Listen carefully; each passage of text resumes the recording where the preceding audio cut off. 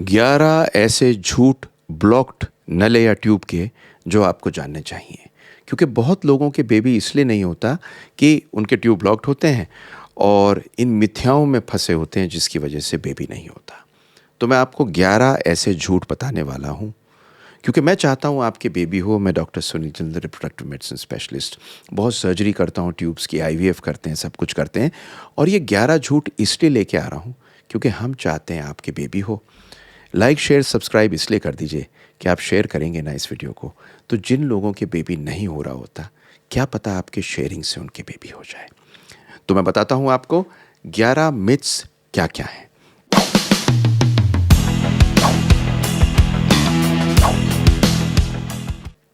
तो पहला मिथ है और झूठ है कि ब्लॉक ट्यूब हमेशा परमानेंट होती है और परमानेंट इनफर्टिलिटी दे सकती है।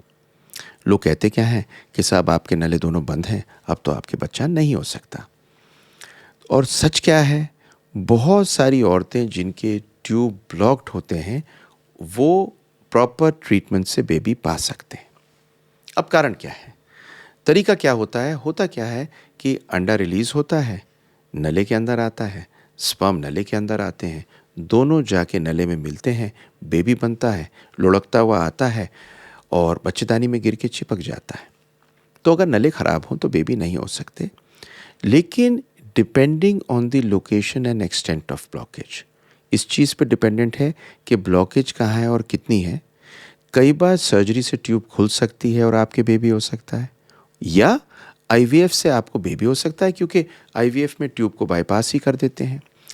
ये समझ लीजिए कि 30 से 40% को जिनकी ट्यूब ब्लॉकेज होती हैं, अगर ठीक ट्रीटमेंट पे जाए तो 1 साल में बेबी हो सकता है, चाहे सर्जरी से हो चाहे आईवीएफ से हो। दूसरा झूठ आता है कि ब्लॉक ट्यूब्स दर्द करती हैं और मुझे तो दर्द नहीं हुआ। अजीब सी चीज़ आपको बताऊं, सुन के आपको ताज्जुब होगा, ज़्यादातर ब्लॉक ट्यूब्स में कोई दर्द नहीं होता। अब क्या है इसका रीज़न, कि ब्लॉक ट्यूब्स नॉर्मली साइलेंट होती हैं। ये डिस्कवर कब करते हैं कि बेबी नहीं हो रहा, आप टेस्टिंग के लिए गए, आपकी टेस्टिंग की, टेस्टिंग में देखा आपकी ट्यूब्स ब्लॉक्ड हैं, या अल्ट्रासाउंड किया और अल्ट्रासाउंड में देखा कि आपकी ट्यूब्स में पानी भरा हुआ है, जिसको बोलते हैं हाइड्रोसेल्पिंग्स। तो बहुत बार ये इन्फेक्शंस की वजह से होता है, और इन्फेक्शंस ऐसे होते हैं जिनकी वजह से ट्यूबों में दर्द नहीं होता। तो ये एक बहुत कॉमन मिथ है, सेकंड जो मैंने आपको बताई। और तीसरी मिथ आती है कि a negative HSG means no blockage. देखिए, एचएसजी एक ऐसा टेस्ट है जो सबसे अच्छा टेस्ट है आपको बताने के लिए कि आपका बेबी ट्यूब ब्लॉकेज की वजह से है या नहीं है। ट्यूब की ब्लॉकेज दिखाती है, पर बहुत बार एचएसजी में ब्लॉकेज आ जाती है जबकि नहीं होती, स्पैज़म की वजह से। और कई बार जब इनकम्प्लीट ब्लॉकेज होती है, लेकिन ब्लॉकेज होती है, वो भी एचएसजी में ऐसी दिख जाती है कि शायद ट्यूब प्रॉपर्ली खुली हुई है या उसकी इंटरप्रिटेशन गलत होती है। तो एचएसजी कोई श्योर शॉर्ट स्टोरी नहीं है। जो श्योर शॉर्ट स्टोरी है वो होती है नॉर्मली लेप्रोस्कोपी, और लेप्रोस्कोपी में क्रोमोट्यूबेशन। हमारे पास में बहुत सारे पेशेंट्स आते हैं जिनकी ट्यूब्स के अंदर प्लस माइनस आता है। लेप्रोस्कोपी करके हमें एग्जैक्टली मालूम चलता है ये ट्यूब्स खुली हुई हैं या नहीं है, और बहुत बार ब्लॉक ट्यूब्स उसी लेप्रोस्कोपी के दौरान में हम खोल सकते हैं। अब चौथी मिथ पे आ जाते हैं। चौथी मिथ होती है कि ट्यूब्स सिर्फ इन्फेक्शन से बंद होती हैं। ऐसा नहीं है, ज़्यादातर लोगों में इन्फेक्शन से बंद होती हैं, पर कुछ और कारण भी हैं।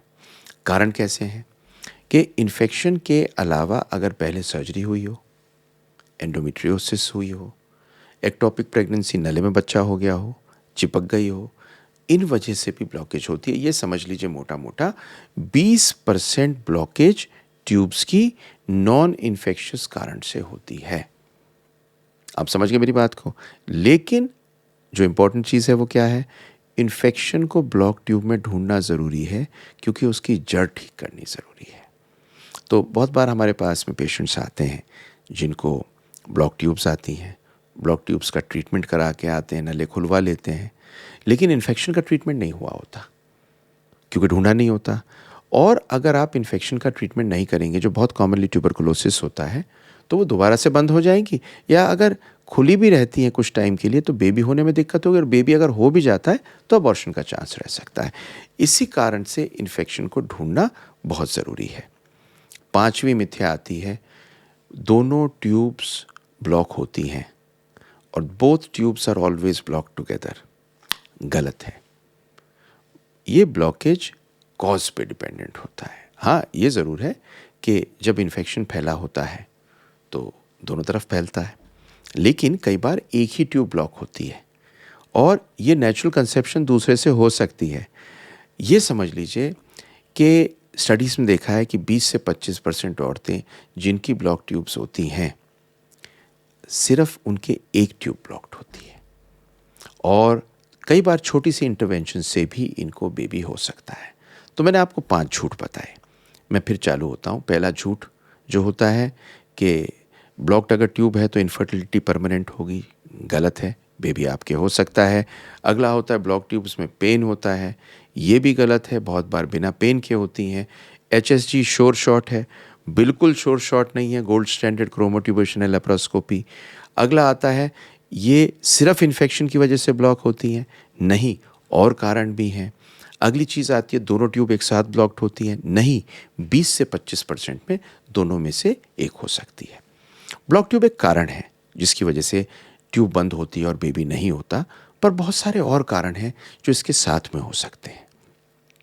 इनके बारे में आप आ जाइए मेरे फ्री वेबिनार में, जहां मैं और आप मिलेंगे और आपको एक ऐसी चीज़ दूंगा, एक ऐसी नायाब चीज़ दूंगा जिसके बाद में बेस्ट रास्ता होगा आपको बेबी मिलने का।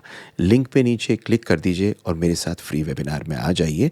आपको मैंने ये 5 चीज़ बताई और 5 चीज़ और बताने वाला हूँ, और 5 चीज़ बड़ी इंपॉर्टेंट हैं, और एंड में दूंगा एक बोनस टिप, तब होंगी 11।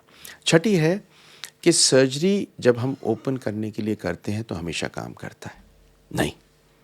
सर्जरी की सक्सेस डिपेंड करती है आपकी ब्लॉकेज कैसी है, कहाँ पर है और किस एक्सटेंट तक है। इसका रीज़न क्या है? देखिए, ऐसा होता है कि आपकी ट्यूब की ब्लॉकेज अगर परमानेंट और लंबे एरिया की है तो सर्जरी से खुल नहीं सकती, और किस कारण से और किस इन्फेक्शन से है। ये ट्यूब के फिम्ब्रियल एंड पे है या अंदर की तरफ है। ये समझ लीजिए कि अगर ब्लॉकेज एंड पे होती है ट्यूब के और सीवियर डैमेज होती है तो सर्जरी से ठीक करनी मुश्किल होती है, और सक्सेस ऑपरेशन के भी 20 से 70% होते हैं जो डिपेंड करते हैं। ये वो लोग होते हैं जिनके अंदर हमको कुछ और करना ही पड़ता है और IVF करने की ज़रूरत पड़ती है। 7वीं चीज़ है जो बड़ी इंपॉर्टेंट है, ट्यूब ब्लॉकेज में IVF की ज़रूरत नहीं होती। ये बिल्कुल झूठ है, क्योंकि IVF बेस्ट ऑप्शन है ट्यूब ब्लॉकेज का, अगर सीवियर ब्लॉकेज हो या इररिपेयरेबल ब्लॉकेज हो। कारण क्या है? कारण यह है कि ट्यूब को बाईपास कर देते हैं हम जब भी हम IVF करते हैं, और क्योंकि बाईपास कर देते हैं, ब्लॉक ट्यूब का काम ज़रूरत ही नहीं पड़ती और हम IVF कर देते हैं। क्यों? क्योंकि जो अंडा और स्पर्म नले के अंदर मिलना था, अब वो लेबोरेटरी में मिला के बेबी करते हैं। दूसरी चीज़ क्या है? IVF की सक्सेस रेट ट्यूब ब्लॉकेज में इन्फेक्शन को दूर करने के बाद में 40% तक होती है। ये बड़ी ज़रूरी चीज़ है। 8वीं चीज़ जो लोग कहते हैं कि दोनों ट्यूब की ब्लॉकेज सिर्फ ओल्डर विमेन में होती है, गलत। किसी भी एज पे होती है, यंगर वुमेन में बहुत ज़्यादा होती है। क्यों? क्योंकि इन्फेक्शन एक बहुत बड़ा कारण होता है। सेक्सुअली ट्रांसमिटेड इन्फेक्शन आज के दिन में बहुत फैला हुआ है। एंडोमेट्रियोसिस बहुत होती है। ये कारण है कि ये यंग एज में भी होती हैं। ये समझ लीजिए कि लोगों में जिनमें इन्फेक्शन होता है, 15 से 20% औरतें 30 साल के नीचे की ट्यूब की इशू होती है, और जो पॉलीसिस्टिक होती है उनमें भी ट्यूब की इशू होती है। जो एंडोमेट्रियोसिस होती है उनमें भी ट्यूब की इशू होती है। कई बार मैं कह क्या रहा हूँ आपसे समझ लीजिए। बेबी पाने के लिए फ्री वेबिनार में आइएगा, जो लिंक मैंने आपको बीच में बताया था, क्योंकि वहाँ आपको सारी चीज़ें खोल के दूंगा। फिर आता है 9वीं मिथ कि अगर हम IVF कर रहे हैं और हाइड्रोसेल्पिंग्स हैं, वो बंदी तो हैं, हम इग्नोर कर सकते हैं। फैक्ट क्या है? हाइड्रोसेल्पिंग्स का इलाज करके उन्हें ब्लॉक करना या निकालना IVF से पहले ज़रूरी है। उसका रीज़न क्या है? हाइड्रोसैल्पिंग्स के अंदर टॉक्सिक फ्लूइड भरा होता है और ये फ्लूइड जाके जब गिरता है तो हमने बच्चा रखा, ये फ्लूइड गिरा और इस टॉक्सिक फ्लूइड से जो बेबी बच्चेदानी में हमने रखा है वो पनपता नहीं है। इसलिए सक्सेस रेट को हाई करने के लिए आपको या तो ट्यूब को बंद करना है हाइड्रोसैल्पिंग्स को, या आपको निकालना है। अब 10वीं मिथ क्या है? ब्लॉक ट्यूब को आप प्रिवेंट नहीं कर सकते, कर सकते हैं। यंग एज में आपको इन्फेक्शन अगर शुरू होता है, पूरा ट्रीटमेंट लीजिए। इन्फेक्शन अगर बढ़ जाएगा तो ट्यूब को बंद कर सकता है। अगर आपकी फैमिली में टीबी फैली हुई है तो चेक करा लीजिए, हो सकता है टीबी जल्दी पकड़ के आप इलाज करें तो ट्यूब बंद ना हो। अगर आप सेक्स करते हैं तो सेफ सेक्स करना है जिसकी वजह से इन्फेक्शंस ना हो। आपको अबॉर्शंस मल्टीपल नहीं कराने, ऐसा नहीं कराना कि बेबी प्रेग्नेंट हो गया चलो जी अबॉर्शन करा लेते हैं। अबॉर्शन एक बहुत बड़ा कारण है इन्फेक्शन जाने का और ट्यूब बंद होने का, बिना इन्फेक्शन जाए भी। अगर आपको पेन है पेल्विस में, आप फ़ौरन ट्रीटमेंट के लिए जाएं, इन्फेक्शन को दूर करें। इन्फेक्शन जल्दी दूर होगा तो ट्यूब बंद होने की कगार पे आप नहीं पहुंचेंगे, तो ये प्रिवेंट किया जा सकता है। 10 चीज़ें मैंने आपको बता दी और 11वीं चीज़ आपको ऐसी बताऊंगा कि जादू की बोनस टिप।